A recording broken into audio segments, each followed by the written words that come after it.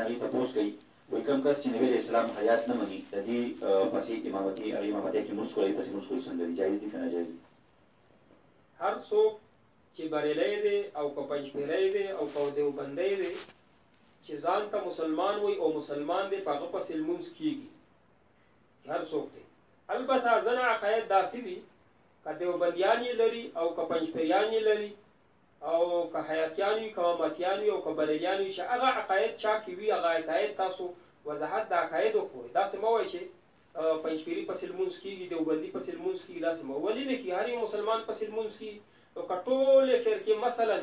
پیریان ووایي چې موږ نه علاوه ټول کافر دي طارق جمیل صاحب خبره ده چې دا یو مخصوص ټولی وړوکې شانتې ټوله دنیا کې به جنت ته ځي دومره لوی جنت ته به خالي پروت وي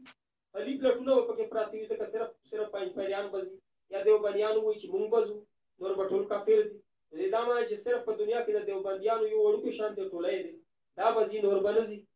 طارق جمیل صاحب اقوال دي. په بهر صورت ځینې عقاید داسې دي لکه تاسو چې ووایئ چې ځینې خلک د نبي علیه الصلاة وسلام د حیات نه منکر دي دا داسې عقیده نه ده چاته په دې باندې کافر ووایي په دې کې هم تاویل کېږي.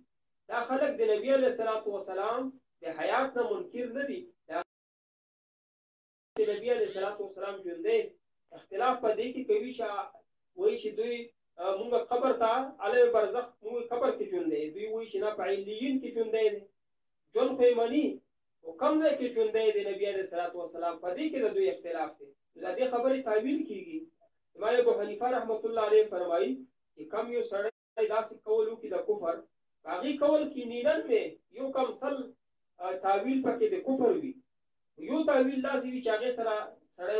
د مسلمانۍ پکې یعنې لږ شانتې نشانه موجوده یو تاویل پکې د مسلمانۍ کېږي نو ته به د مسلمانۍ تاویل کوې د کفر فتوا به نه پرې ورکړه. نو دا خبره چې نبي علیه الصلاة وسلام ژوند نه مني ژوند مني د نبي علیه السلام کیفیت کې فرق دی نو لهذا په داسې کسانو پسې لمونځ کېږي. او که څوک چې بالکل د نبي علیه السلام حیات نه مني نو دا خو د اجماع منکر دی. نو د شریعت ادله شرعیه چې دي څلور دي د احنافو په نیز باندې یو د قرآن بل د سورت بل د اجماع دریم د قیاس په دې کې چې د یو نه انکار وکړي خو بیا لاړې دړیا شو ختم شو نو اجماع نه بیا انکار دی چې حیات نه مني حیات مني کیفیت یې نه مني او کیفیت باندې اختلاف دی. نو لهذا په دې باندې چا باندې د کفر فتوا ورکول دا روا نه دي.